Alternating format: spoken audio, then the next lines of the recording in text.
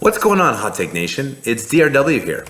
This week's show is brought to you by Energy Strong, which is a group of over 75,000 individuals committed to the advocacy for domestic natural gas and oil production. Energy Strong was born in the wake of Proposition 112 in Colorado, where in 2018, groups seeking to end domestic production of natural gas and oil initiated Proposition 112 in an effort to cripple the industry in Colorado. The measure was narrowly defeated after significant efforts by industry participants, but the continued opposition to our industry remained evident throughout the state. Dustin Case, Jack Hamlin, and Luke Coates recognized the critical need to unify the industry and their professionals to educate the citizens of Colorado and end the reckless narrative against domestic natural gas and oil development. Since conception, Energy Strong has grown across the natural gas and oil producing states and expands far beyond Colorado. As Energy Strong continues to grow, the mission hopes to confront the misinformed narrative of our local, state, and national levels as the conversation to end domestic production gains traction across all platforms. You can join the Energy Strong community in support of continued development by following Energy Strong on their Facebook page, their LinkedIn page, which as you know I can't see, and by signing up for a free membership at energystrong.com. A calendar of important industry events and opportunities for participation is coming to the website soon, and they invite all supporters of our industry to watch for ways on social media to engage. It's extremely important now more than ever to have your voice heard and to be educated.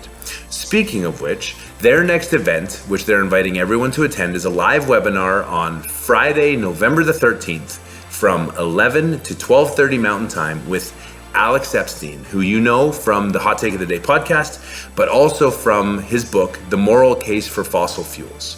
He's a philosopher who's created an accessible platform that shares the importance and the necessity of fossil fuels in our life. And Energy Strong invites everyone to register through the link on their LinkedIn page, their Facebook page, or through the link at http://go.energystrong.com/Alex-Epstein. And now, on with this week's show.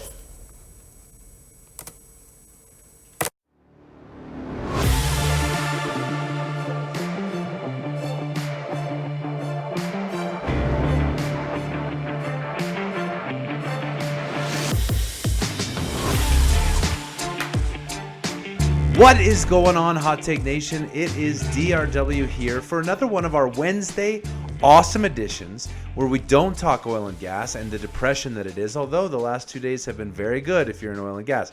If you're short like me, not so good, but very good generally if you've been in oil and gas for the last 2 days as an investor. But today we're going to go totally off kilter. We're going to talk to Victoria Kennedy, who is the CEO of Victorious PR. Did I get that right? You got it right. I love that. Victoria, welcome to the show. How are you?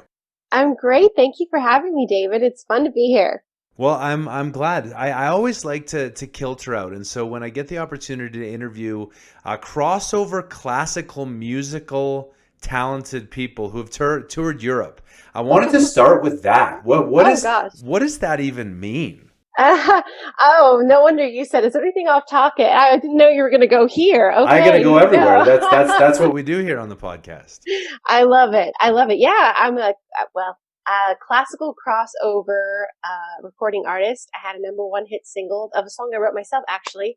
Went #1 on the iTunes classical chart in the Netherlands, #2 in the UK, and I was touring and singing all over castles and cathedrals in Europe for 2 years. That's amazing. So what is the genre of classical crossover? Is this like, I mean, forgive me for saying Enya, but is this like a little bit Enya in? Yeah, you got it. It's Enya, it's Andrea Bocelli, Sarah Brightman. Oh, yeah. They're not opera singers, even though I'm an opera singer by trade, but it's basically classical music for the masses. That's super cool. So what was the name of the song that went #1? Everyone's going to look it up now. I know, they should look it up because it went #1. I mean, that's a big deal. Yeah, it's called Your Time. Your Time by Victoria Kennedy. Do you sing under your normal name? No, I don't. So you won't be able to find it. Oh, I love it. Okay. Well, so that's a challenge to the listeners out there to listen to Your Time. How did you get into that genre of music? You said you're a classically trained opera singer. When did you start singing opera? Because I don't imagine too many like young girls at 5 or 6 are saying, sure, I could be a country star or I could be a rock star like Gwen Stefani, but I'm gonna go opera. How did you decide to do that? The goal was to be a country star singer. Every little girl wants to be a singer, an actress when she grows up, right? And my grandma used to put on her old Tammy Wynette, I don't know if anyone knows who that is, or Patsy Cline records, and she would have us sing along to them because she loved country music. So growing up, all I knew was country. Country was like in my bones, is what I sang. And then one day I was 9, I think it was like 9 or 10. I was home from school. And so I got to use the remote control, which is, as a child, you never get to use the remote control, right? Absolutely. Especially when I had a family, there was 7 children. There was 7 of us. Catholics, they don't know when to stop, right? Right. So that's another story. So I'm homesick from school. I got the remote control. I'm so excited. I can finally watch whatever I want to watch. And I'm flipping through the channels and I hear the most angelic, beautiful voice that I've ever heard in my life. It was coming out of a little girl that looked just like me. A little 10, 12-year-old girl just like me, singing with this ginormous, huge, beautiful classical voice. Of course, it's Charlotte Church. I don't know if you know, but in the 90s, 2000s, she was really like this little Jackie Van Co child star who could sing opera. Now, growing up in my limited viewpoint, I didn't know it was an anomaly for a child to sing opera. I just thought it was like country or pop or, there's lots of young people who can sing like that. I didn't know it was something special. So I bought her albums and started singing along. It was like, why is this difficult? Oh, I guess I'm going to have to figure it out. And I like a challenge, obviously, my whole life. And so I figured it out and was winning competitions and singing on huge stages since I was a little girl because I cracked the classical code.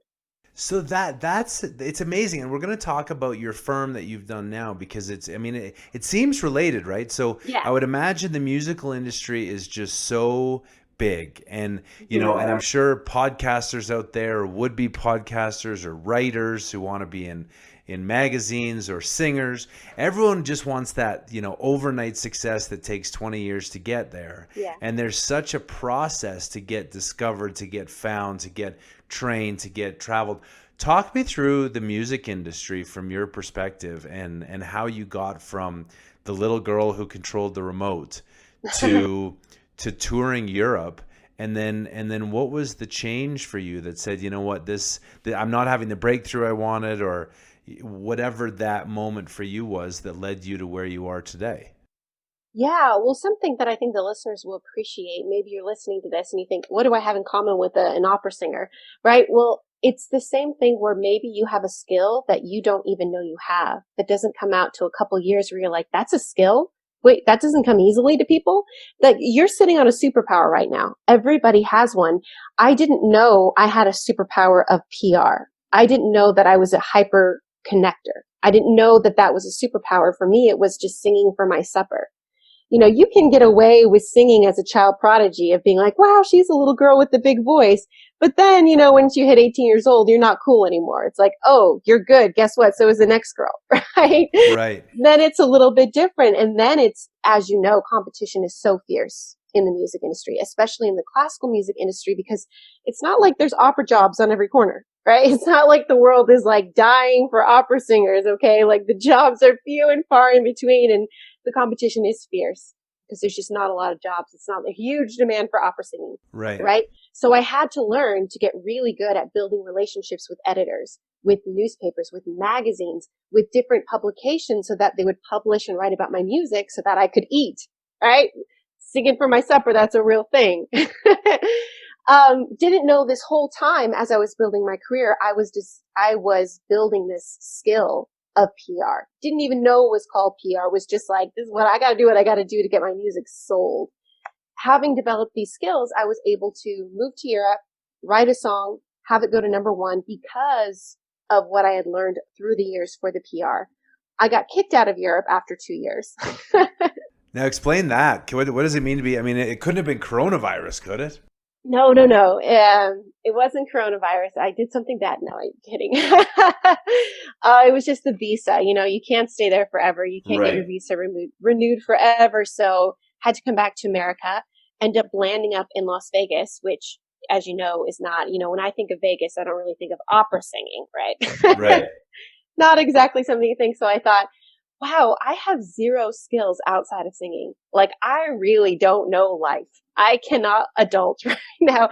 And maybe that's some listeners who are just like, I don't have any real life skills. Like, what the heck am I going to do with my life right now? Maybe you lost your job because of Corona, or maybe something's happening where you need to refocus, right? That's where I was at, where a lot of people right now find themselves is where I don't have a skill set that is post pandemic world. What do I do with myself?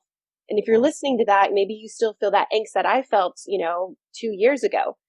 Well, I was sitting there. I'm sorry. No, so let's dig into that, because for a lot of our listeners, the oil and gas industry going into the coronavirus actually was looking pretty good. I was interviewing the CEO of Samson Resources, which will come out on Sunday after this episode, and an Iranian general was assassinated January 3rd in the Middle East using a U.S. missile, and oil was $63 a barrel.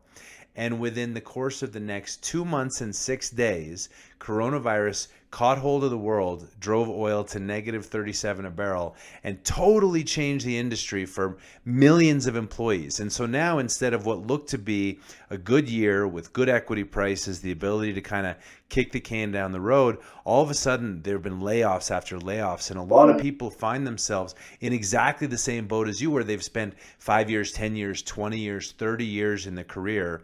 All they know are these skills, and now they've been thrown in, not quite to Vegas, but almost to Vegas, being like, okay, what are you going to do? How did you retool, and how did you, because obviously you didn't go with, I'm going to change genres and I'm going to, try and make some of the Vegas shows doing whatever. You made a different choice. How did you do that journey of introspection and self-awareness to move from where you were to recognize the skills that were transferable and start this company? Absolutely. And just to speak to your point too about people who are listening right now and thinking, yeah, what do I do? Like, what I am at this position where everything that I've ever known is not useful anymore. Is it too late for me to start from scratch? Is it too much time, too much energy? Guys, I've only been at this a year and a half, and I'm at the $1 million run rate in my business. So yeah, you can do this.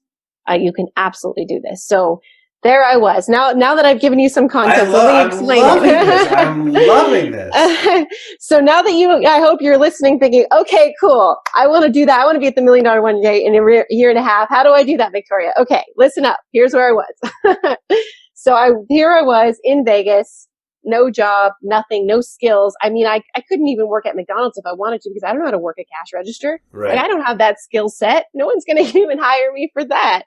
So I'm thinking, what am I going to do with my life?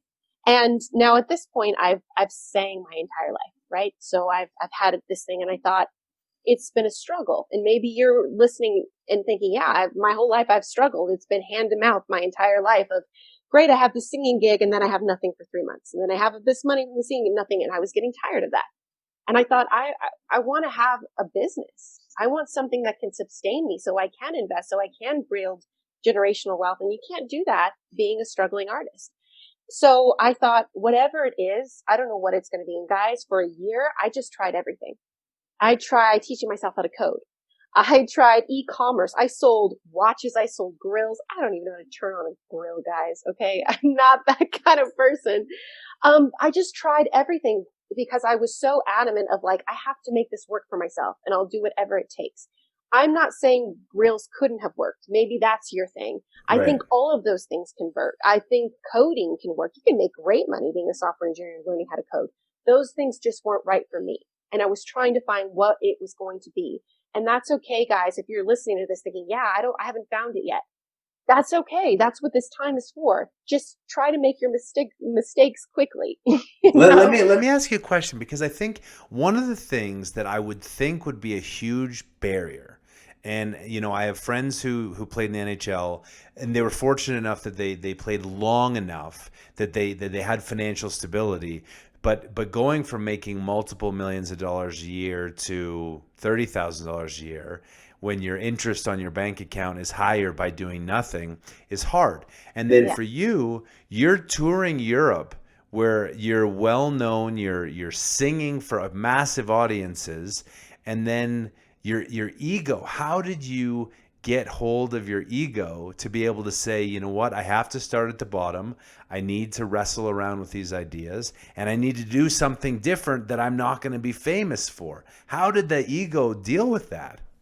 It was the most humbling and hard thing that I've ever had to do. And during that time, you become a different person, guys. The person that you are right now, maybe stuck in a job you don't like or don't have a job. This person is not going to be the same person who's making 6 figures a year, who is not going to be the same person who's making 7 figures a year. You are going to change, and you have to be ready for that. These thinking patterns that got you to that level are going to need to change and upgrade. And guys, it's going to be hard. It's good, like there's no ifs, ands, buts. But the great thing is we live in America and we can do it. Like our tax brackets aren't crazy high, thank God. You know, we can make a lot of money in this country, you know? Right. And so the only thing that's ever going to stop you is you.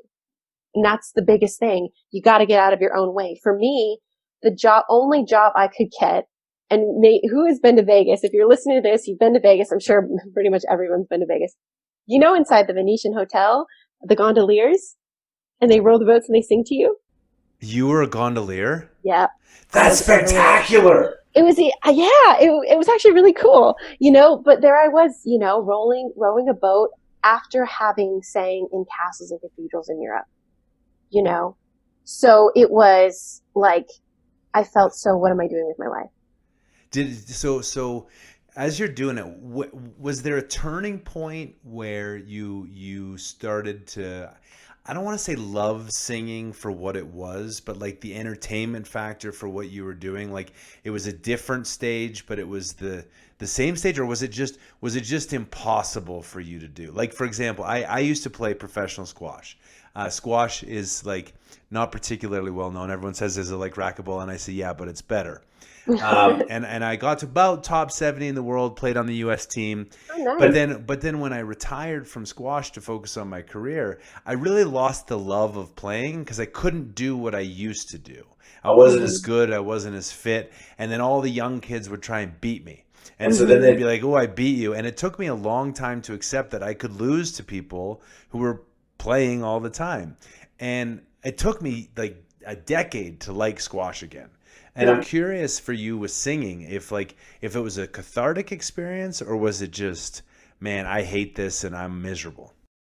Oh, well, I think, and someone who plays squash or someone who thinks what you do was so tied to your identity, it's like, you'll never not be that. You'll always have it within you. And here's the thing, and I'm actually doing a TED Talk in January. I was going to ask you about that. Yeah. So we're going to get there. We're going to go all the places. But tell me just about the TED Talk. To mention it briefly so that we can touch on it later, because I like to circle back to things.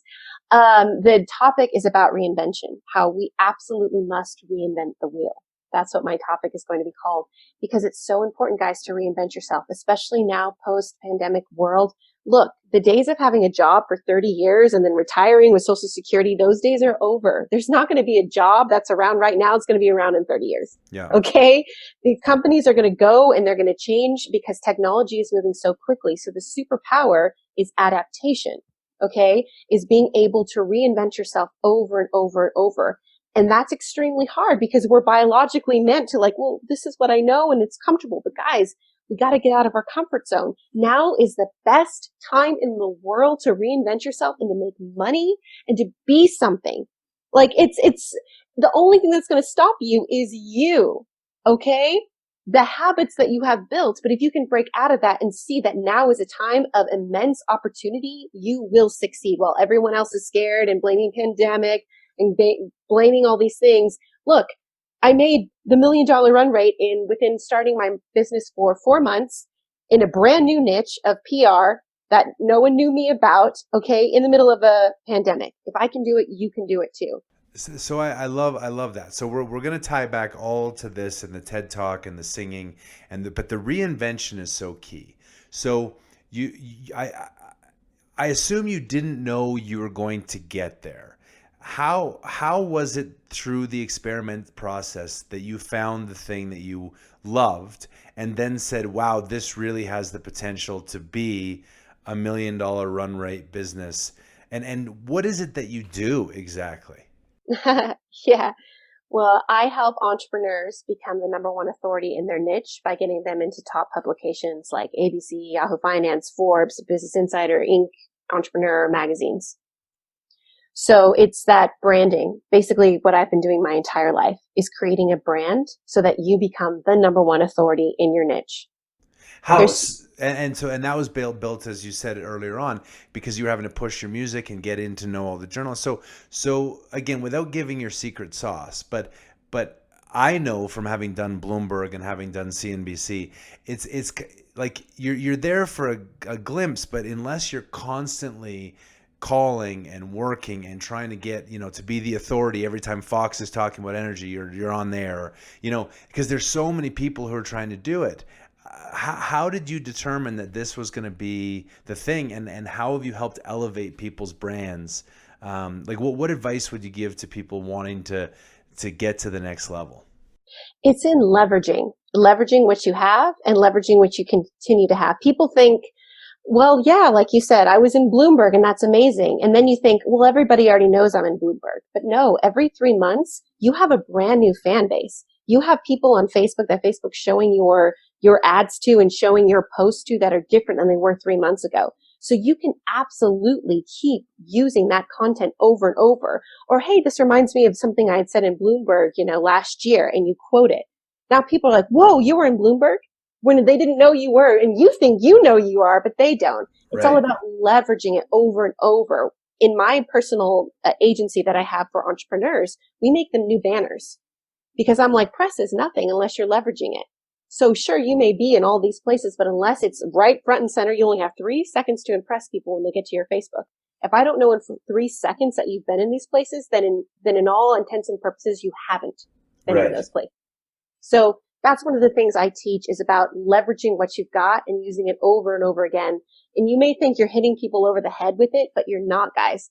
Why do you think Justin Bieber had that side-swept hair for like the first 4 years of his run? And why do you think Ariana Grande had that high ponytail every single picture? Branding. Even though you would think they're everywhere, those superstars are everywhere. No, they understand that you have to have that and hit people over the head with it over and over and over for it to stick in their memory. So it's kind of interesting, right? Because I think some people, and the music industry is a great example, that there's really no organic growth, right? Like, yeah, you're doing well, but I can't imagine, is there a band or a singer who's ever just hasn't had a publicist, had a strategy to be able to break through?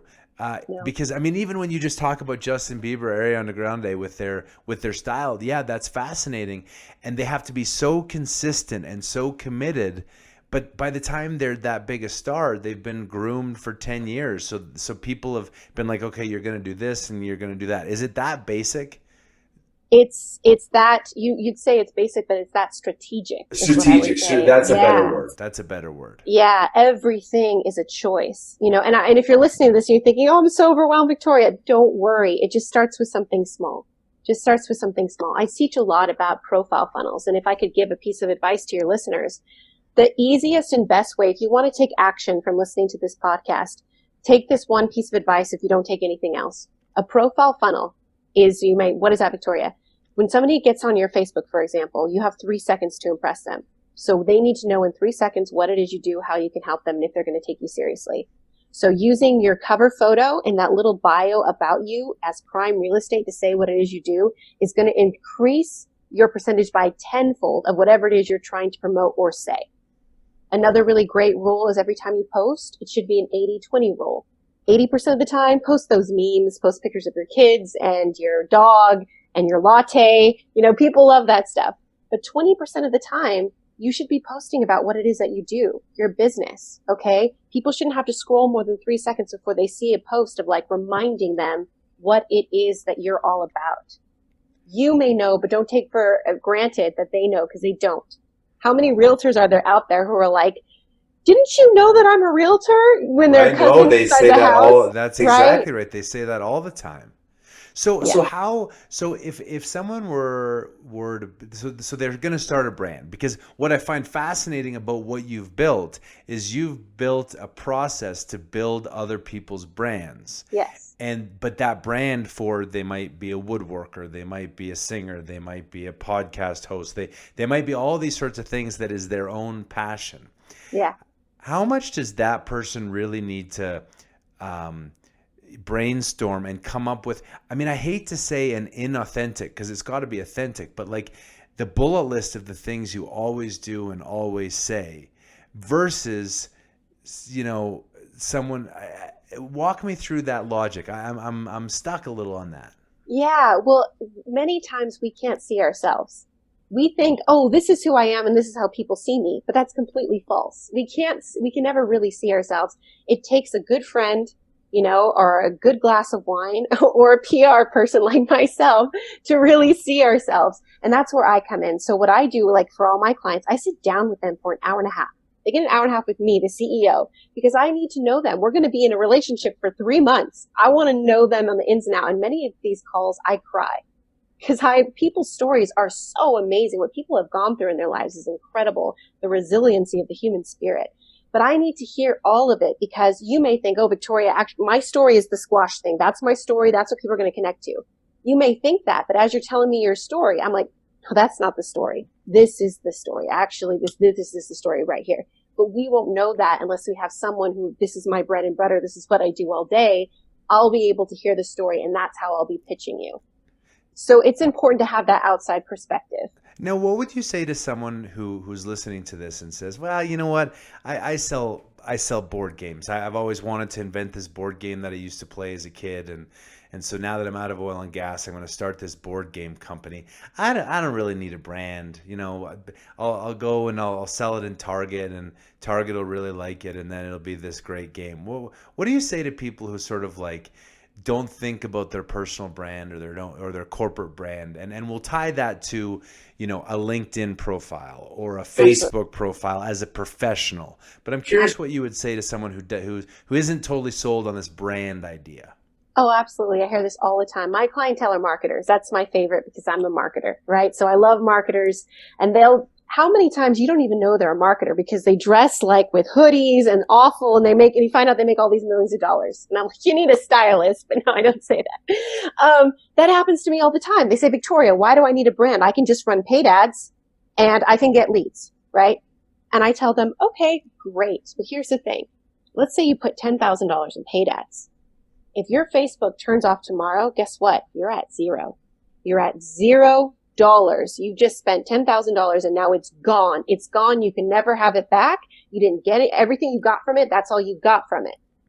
Take that with a brand. If you build a brand, it doesn't matter which recession happens, what the oil price is. You can start a new business tomorrow, which is exactly what I did. And people will follow you because they believe in you. Right. The brand is the one thing that no one can take away from you. If people believe in you, if you built that brand, you can start a new company tomorrow and people will follow you. Coca-Cola can start Coke Zero tomorrow and people are going to buy it in millions because they trust Coca-Cola. Right. Okay. So I was going to ask about you sort of alluded to a deplatforming, and I, you and I haven't chatted before, so you don't know that I've been deplatformed on LinkedIn, which is a very interesting experience. But for those who build a brand on Facebook, and then for whatever reason, Facebook takes that brand down. And my experience in the LinkedIn world was, for all the people went to LinkedIn and they expected to see a post from me. They knew the hashtag. They knew it was going to be controversial. They saw the alien face, and that's how I built the brand. What was interesting is even when I built the website, even when I built the podcast, because LinkedIn was built so perfectly, as is Facebook, as is Twitter, they want you to stay on their platform scrolling so you can see your 6 or 8 favorite things back to back. Yeah. So when I got deplatformed from LinkedIn, moving that traffic from the thing that was my brand to a website or to a podcast or to something has been a real struggle. And it's interesting in this age of social media that these media platforms build build a thing that they use your free content, your name, your brand, your thoughts. They pay you nothing for it. They sell ads for it. And then when they want to deplatform you, they just can. And I imagine the music industry could do the same thing. Oh, yeah. So walk me through that and how you can overcome it. And here's the thing, because I used to, a little bit about my background, which I think we should have a separate conversation about this. Is I go nine lines. I love this. I used to be the head of marketing when I lived in the Netherlands for a Dutch company called Deplatforming, which was a cryptocurrency management consulting and holding company. The government shut us down. We were doing really well. Government shut us, just decided, no, we don't want that. And, Netherlands is like Big Brother. They're very, so it's just, we were gone. We were doing fine one day and then we were gone the next day. The government says, no, we're gone. So it's very similar to being deplatformed, right? Yeah. Now, I was really mad for a long time of like, this, and I'm turning off my ad blockers and I'm using DuckDuckGo and Brave, and I'm like, privacy screens and all this stuff. And I realized the only way there's only two ways out. You either play the game and win the game, or you don't play the game at all. And I don't want to not play the game at all, because I like the finer things, and I don't want to be a homeless bum who's like sprouting conspiracy theories on the streets living out of a cardboard box. And so the only other way out is through. You have to play the game. And it sucks. It's wrong. We can have a whole conversation about how wrong I think it is, how they're stealing our data and they should be paying for it, and the data privacy and a million things. I agree with you, and I fundamentally, to the core of my being, believe it's wrong, but the only way out is through. And guess what? I made a lot of money on these platforms, which then I can in turn give them the finger, in my own way. Right. Only way out is through, at least in my humble opinion. Yeah, no, that would have been good advice. And my legal advice at the time had said, maybe you don't want to post the letter they sent you and then tweet at the guy. I mean, yeah. Well, I'm sort of the guy that doesn't take a knee, hence why I have a podcast. But it's interesting, right? Because you have to play the game. And so it's and so I'm gonna ask like maybe a little offside question, so you can answer it more generically because it's not about you or anything like that. But like, I think about the music industry, the acting industry, and men and women and Harvey Weinstein, and like there's some crazy shit that would happen, and it's totally unfair and it's absolutely grotesque.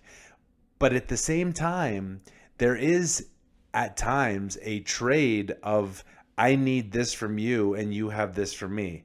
And like, again, that's a very controversial topic, so I'm not trying to dive into that. But it does seem like there is a game sometimes you have to play to get to the next level. And the question is, are you going to do it? I had Stacey McDonald on the podcast this weekend, and she said, I delayed having kids for years because I was so focused on my career.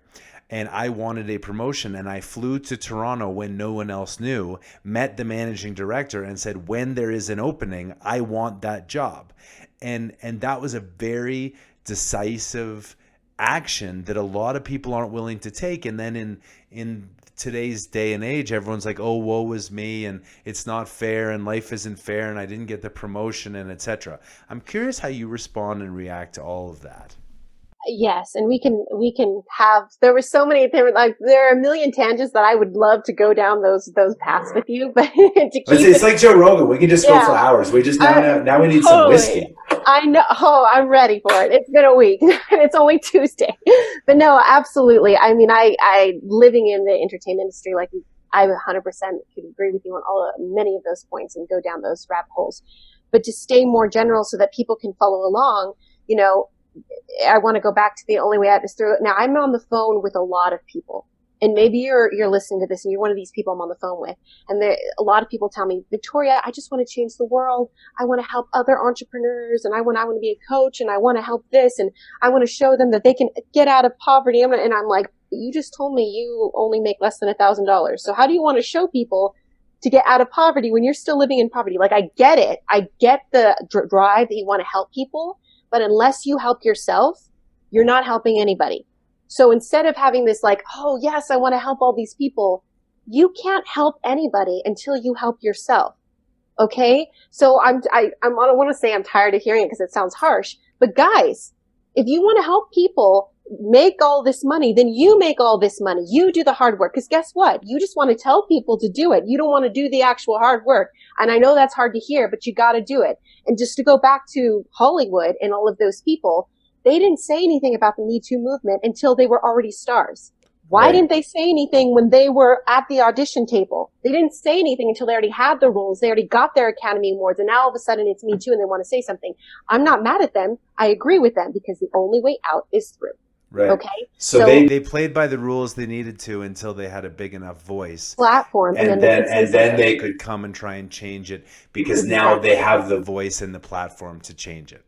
Exactly. So guys, don't just sit there and being those people who just talk, and you're texting on Facebook and you're writing mean comments. No, actually freaking do something. Do something for a couple of years. Put your head down, shut up, get the work done, and then you can say F you to everybody you want to, and then you can run your mouth because you built your brand, you've done the work, and no one can say anything to you about anything. So how did you come to be able to, for clients, present them an ROI, like a return on investment math for how them growing their brand was going to be beneficial and how you would supercharge that? And then related, how did you come up with the value of the service that you were providing in terms of, because I think a lot of people undervalue what they do. So they want to be a coach, they want to make the world better, but I don't really want to charge you. I want to charge you $20 an hour or something, as opposed to, I really want to be a this, and I'm going to have this big thing, and I'm going to demand this amount of money, and then people are going to pay it. Gosh darn it. How do you, both for the client, how do you present a return on investment? And for you, how did you come up with valuing your time and your service?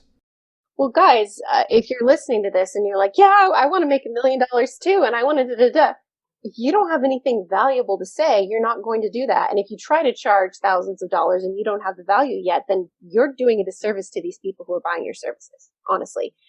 It starts with free trials. It starts with learning your craft. It starts, guys, like, it starts with the grind, and it's not fun and it's not sexy. And everyone wants to talk about how, look at all these amazing things you can do. And nobody wants to talk about the daily choice that you have to make every single day to show up and do the work. Okay. It's very easy to say, guess what? David, I decided one day that I wasn't going to be a singer anymore. And then my life changed and the rest was history. No, I don't like saying the rest is history because it's not. Every single day I still wake up thinking, God, I don't want to work today, but I make a choice every single day, whether I want to or I don't want to. And that every entrepreneur that you follow, that you admire, they aren't just this entrepreneur and every day they wake up and they're big and they're strong and they decide every single day that is the choice that they're going to make. So guys, if you want to be at that level, like I told you, where you're at now, and a 6-figure business owner is a completely different energy level. And how you get there is making a choice every single day to get to that level. To answer, go ahead. No, to carry on. I didn't want to cut you off there. To answer your second question about how people say, well, why should I invest in branding? I say, again, it's the one thing that no one can take away from you. Another thing, every single time I do a podcast like this, every single time I write an article, people reach out to me and say, Victoria, I have to work with you. Or Victoria, that blew me away. Or I really want to know more about that. And then guess what? They're already sold on me because they read my article or they listened to me speak my truth in my own words. And they're already sold. All I got to do is take the credit card at that point, because I've already given value. So I'm like, of course you're going to make an ROI from PR because you don't have to cold outreach. People are coming to you saying, I heard you. I want to work with you. Absolutely. And then the best thing is, now that you have these logos for life, it's not like paid ads where you pay once and it's gone. Every single time somebody sees your authority, your credibility, that PR, that branding was helping you get that sale. Could have been the deciding factor, someone going with you and someone else. Because if you're doing something that someone else is doing, but you've been on Forbes and they haven't, guess who they're going to go with? Right. You. So let's boil that down for like an oil and gas industry professional, and let's say they've been recently laid off, but they have this skill set. They're a landman or they're a geologist or they're an engineer, and they want to start a consulting business. And it's very competitive. It would be like singing, and it's kind of funny because a lot of the things that you're saying are resonating. That like there aren't really jobs for singers per se. And so you have 10,000 or athletes. You have 10,000 who start and like 3 who make a career out of it. And all of a sudden in oil and gas, there's 10,000 people who are unemployed. And there's 3 or 5 or 10 that are going to get the opportunity to do it professionally as a consultant. What would you say to that person as they're trying to build their brand and think about what it is they're offering? Well, where would you start? Is it a logo? Is it a slogan? Is it a web page? Is it a LinkedIn profile? How do you walk them through that idea? Provide value. That is where you start. I get on a lot of just even free calls with people who are just starting out. I'm like, Victoria, can you just give me some advice, And I say, well, I think it's great that you're reaching out to me because I do that a lot as well. If I reach out to people, can you give me some advice? But also don't forget to lead with value. Start doing posts about this is, if you're a geologist, or this is what's going on with the seismic activity, blah, blah, blah. Whatever it is, whatever that about, be the expert in your niche. Yeah. And don't feel overwhelmed like, oh, do I need a Twitter? Do I need a LinkedIn? Do I need Facebook? Whatever platform that you feel organic and you feel good about using, you're already interacting with people, just start with one. Just get really good at that one platform. I mean, I've built my entire business off Facebook. That's where most of my clients live. Now I've expanded, but most of my clients still find me on Facebook. So whatever it is your platform, just go all in on one. Baby steps. Rome wasn't built in a day. So start with baby steps. Once you get in a habit of, every Monday, Wednesday, and Friday, I post an educational bit about what it is that I do. Okay. Now maybe you join groups about, oil, gas, whatever it is, and you start commenting on those people. Say, hey, actually, I have this valid point, whatever. Now people are starting to see you as the authority in what it is you do. Now people are following you just to find out about what it is you do. Again, that's branding. They know every Monday, Wednesday, Friday, you're going to give some valuable content. You're posting in all these groups that can rely on you. They're going to start asking you questions. Now, once they're asking you questions, now they're in your ecosystem. Now, hey, if you wanted more advice, I actually offer consulting. I have a consulting package if you're interested. Of course they're interested now. You've sold them. You've been giving them value for the past month or so. Now they're already sold on you. Why wouldn't they hire you at that point? And then the banner comes and everything else. Yeah, no, it's great because one of the things I've always said on LinkedIn as an example, because it's, a professional network, and I should be like madder at LinkedIn for the fact that they haven't let me back on their platform yet, but I get it. But I always said, don't put, unemployed seeking opportunities in your banner because that's not who you are. Like that sounds desperate. It sounds scary. And I always have said, in the way the hot take of the day got built was I was providing content and value to people so that I did become an expert that people could look to. And I never defined myself by, what I thought other people should want. I became this niche of, I'm going to call it like I see it. Hope is not a plan. And we're going to go from there. So you're saying people need to be a lot more strategic about building a brand for their life, for their career, for their passion, for whatever, and that just bumbling around is not going to do it. The people need to execute. Well, you can bumble around in the beginning, but if you want to build like a sustainable business and a real business, there's got to be a game strategy. But in the beginning, guys, bumble around all you like. That's part of it, figure it out what it is. And it shouldn't be strategic in the beginning. It should be really authentic. Like, I just have something to share and I'm really good at it and I could talk about it for hours and days on end. Then people see that that's authentic. They want to follow you. In the beginning, guys, you don't have money for ads. I've never ran paid ads, just barely. I started to now. I built my whole business organically because of the value thing. People want to connect with other people, so bumble around, just be yourself, be 100% authentic in what it is you do.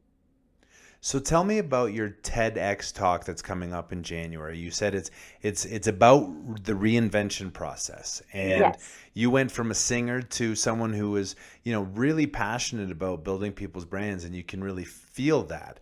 And they're tied in a way that is, in hindsight, very obvious because of all the skills you built and the networking you built. You've just now taken that to the next level. But talk to me about the TEDx talk and what you really hope to accomplish from that stage.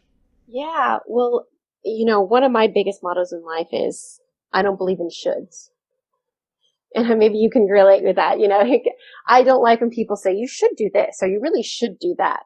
No, I will do what I want to do. And if it feels right to me, I'll do it, And this whole idea of reinventing yourself, people told me, who are you to start this agency? And don't you think it's going to be weird if you were only posting music and all of a sudden you started posting about marketing and PR? I just think that's going to be weird. I got a lot of backlash for that. People sending me messages, oh, are you not singing anymore? Oh, did you give it up? Or, oh, mean. People will be mean, guys. But it only happens for like a month and a half. Sure, I still get some messages, but I just ignored it. And was like, this is who I'm going to be now. This is my identity now. I'm going to go all in. And I don't care what people think, because at the end of the day, they're not paying me. They're not paying my bills. I have to be happy with me at the end of the day. I think a lot of times we need approval from people, as a social species. Right. But God, it's your life at the end of the day. And if you're not willing to reinvent, you're going to be lost. The world is moving so quickly. Energy is speeding up. New technologies are coming out. You have to be able to be so strong in who you are. Doesn't matter what other people think about you. You know who you are at the end of the day, so that you can keep on reinventing yourself. For me, my TED Talk is about, I've reinvented myself my entire life. When I was 16, I joined the convent. I'm an ex-nun. And then from there, I did pageants. So I did the Miss California pageants, and I was starting around in a swimsuit to get scholarship money because I had the goal of being an opera singer. And so it was like 180, bikini to habit, and then opera. But to me, I didn't feel discongruent with who I was. It was just, well, this is what I need to do in order to get to my next goal, which is opera. And that's just going to give me a scholarship to go there. I didn't feel incongruent with myself. And when people ask me like, I thought you were this religious girl, I'm like, yeah, I probably pray more than you do. What of it? Right. It's funny. So I wrote a book that's called "What the Fuck is Wrong with Everybody Else? What They Didn't Teach You in Business School." And one of the discoveries I had, because it was about reinvention, but for me, it was less about reinvention because I stayed in the industry that I loved, but I stopped trying to make I'm not sure I ever made other people happy at any point in my career, but I stopped trying to be what I thought people wanted me to be. Yeah. And I started embracing what I was. And what I was a competitive athlete. What I was a meritocrat. What I was someone who would build team based on skills, but I didn't have time for people who weren't like the top person. And it took a long time to figure that out. But by the time I figured it out, I was able to implement. But the journey to get there, I always described as your career is a river. And you kind of get in the river with a whole bunch of other people in the same boat, and you journey down and you make the best of your opportunities. So at this time, I thought being a nun would be good. But then I decided that the nun thing wasn't going to work. So I got in bikini so I could get a scholarship, because with the scholarship, I could sing opera, which then led me to where I am today. And so obviously, you can't really project what's going to happen around the next corner, and you know where you were. But all you can do is control doing what you're doing right now and do it the absolute best you possibly can. That sounds very familiar with how your journey has brought you to where you are today. Absolutely. Yes. Just having that confidence in yourself of, I can reinvent because this is what's right for me. I don't need to wait for someone else's permission. Feels right to me. I'm going to do this. So before I ask you about some advice you'd give yourself, which I always ask my guests, what would you recommend someone work with someone like you? Let's say that they've currently lost their job, but they need to think about their social media presence or and they need someone to kind of coach them through the process. Is that something that you do for someone who doesn't necessarily have a brand or an idea, but you can help push them in the right direction, or would someone engage you in a process after they've kind of gone through the startup phase and they have a thing? Where would you recommend people think about you? Well, I actually have a free Facebook group for people in that exact predicament, where they're just maybe feeling a little lost with branding. They need some advice. I have a free Facebook group where I post lots of different tips and tricks about building your brand, about different free things that you can do for PR to enhance your brand and your authority in your community until you are ready to go into my program. And then, we get one-on-one help with me, and we get you in 12 publications guaranteed. We get you in all the big major publications so that you can become that industry leader. That's good. So tell us about what the Facebook site is. Yeah, it's Victorious Authority with Victoria Kennedy. So It's all branded. I love it. Type in my name and it'll be good. I mean, it's so good, right? And for those listeners, they know that the Wednesday show is always different because we are branching outside of energy, and we don't do it as like, this isn't a paid spot. Victoria can say that. I really find that sometimes, especially in oil and gas, people got so into their bubble of, this is my career, this is my job, this is what I'm going to do.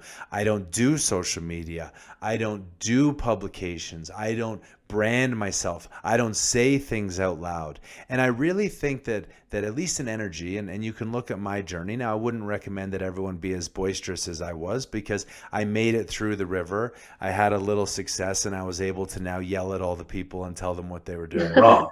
But for other people, really thinking about their brand as who they are, and it can never be taken from them.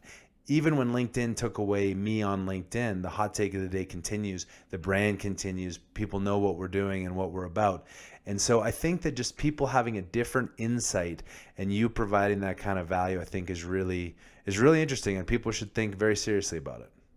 Yeah, the people, if you're listening to this, and there are plenty of millionaires who have made their money without doing any branding, but those days are leaving us. Those days are falling behind us. This is new post-pandemic. 2021 is around the corner, and the brands are going to be the ones that are going to make it, who are going to be able to sustain any journey, any downfall. So if you could go back and meet a young Victoria, maybe 10 years ago, what advice would you give her that would meaningfully impact where you are today, that maybe help accelerate the journey, but that could also impact listeners that are they're hearing a call to action, but they're not necessarily sure what they're supposed to do now? People always say, like, if you find something, go all in. Just go all in and believe in your dreams. And at 10 years ago, I was, I'm going to be a singer and I'm going to go all in and believe in my dreams. And even when I started real estate marketing, I was still rowing boats. I didn't stop my day job. Okay. I still had a sustainable, source of income coming in. And I would have told my younger self that, it's okay. Don't listen to these people like, oh, you didn't go all in. You still have a job. Wow. You really don't care. No, you're just paying ends meet. You're just taking care of yourself. You're just being a responsible human being, and I would have told myself, hey, singing is great, but why don't you learn another skill on the side? So the days that when singing isn't paying the bills, you at least have a skill set. You have something you can fall back on. I really don't like when people say, oh, you shouldn't have a plan B. No, you absolutely should. The world is changing so quickly. It's always good to have a second skill set in your bag that you can pull out at any given time and use if you need. So that's the advice I'd give myself: learn a second skill set. And anyone who's listening to this as well, even if you think your job is stable, you don't know if it's going to be gone tomorrow, learn something and have something in the backup just in case. Don't be afraid to side hustle. Yes. That's great advice. Well, Victoria, I really enjoyed this. This was it's as always, there's surprise episodes, and I really enjoyed getting to know you and hearing everything that's going on. Just give listeners a little blurb beyond the Facebook site where people can get hold of you, track you down, follow you, and then your time. The listener challenge is going to figure out if they connect the brand that you had previously as an opera singer in Europe to the current brand, and see if listeners can do it. It's funny because my stage name has so much SEO. Like, you type in my stage name and all this music stuff everywhere I've been published comes up, and I'm like, man, I wish Victoria Kennedy was like that much. But it took years. It took years to build that SEO. So takes time, guys. But if you want to find out more about me, you can go to victoriouspr.com. And guys, just type my name in Facebook, Victoria Kennedy. Literally send me a message. I'm a human being. I like to do business with other human beings. And I know some people are like, just go to my website and fill out a form. You don't have to do that, guys. You can just send me a message. I would love to hear from you. I'd love to hear that you found me from this podcast, that David sent you over, and that you enjoyed listening to it, or you didn't, whatever it is. But just shoot me a message via Facebook, and I'd love to talk to you on a real human to human, person to person level. Great. And you're in Vegas? I am. Okay. That gives me a reason to lift a whiskey. Otherwise, I wouldn't drink when I was in Vegas, as you can imagine. But if I happen to get to Vegas sometime when coronaviruses end, yes, I will look you up when I'm there, and we will drink a whiskey in person together, and we'll talk about branding. Oh, that would be amazing. That would be amazing. I know some really good spots that are off the strip as well. Awesome. When is your TED Talk and where is it? It is January 15th, and it's actually in Las Vegas, but it's going to be a virtual, so you can buy tickets online. Phenomenal. Victoria, I loved the almost hour. Thank you so much for joining us, and I look forward to staying in touch. Yes, thank you, David, for having me. Of course. Okay, listeners, until next time, you can always subscribe. Please subscribe to help grow the brand. I don't say this enough at the end of our episodes, but if you like what you hear, write a review, subscribe to the podcast, send the podcast to people outside of the industry. Sign up for the newsletter on the website where I'm trying to take a little bit different, less angry tone post-election. We're going to go back to the happy energy pre-coronavirus love fest that it was. And until next time, be safe, be good, have a great day.